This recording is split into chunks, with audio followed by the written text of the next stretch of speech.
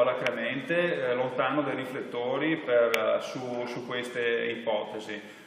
Continuo a lavorare, non demordo, continuiamo a sentire tutti quanti persone che possano prendere in mano il calcio Padova. Devo anche dire e sottolineare che purtroppo da parte dell'attuale proprietà c'è stato pochissimo aiuto. L'aiuto viene esternamente, non viene certamente dall'attuale proprietà e conduzione del calcio che ha abbandonato il calcio Padova. Questo mi dispiace, e se si troverà una soluzione sarà dovuta al fatto del grande lavoro fatto in questi giorni.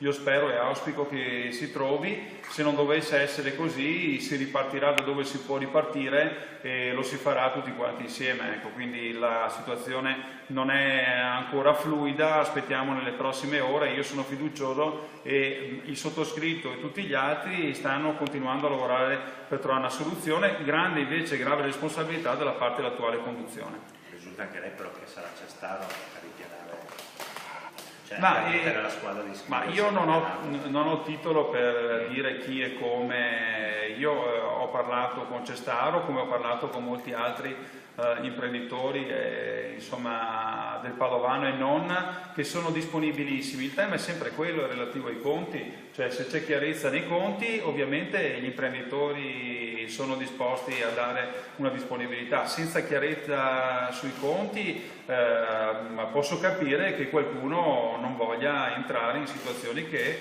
risultano non del tutto trasparenti.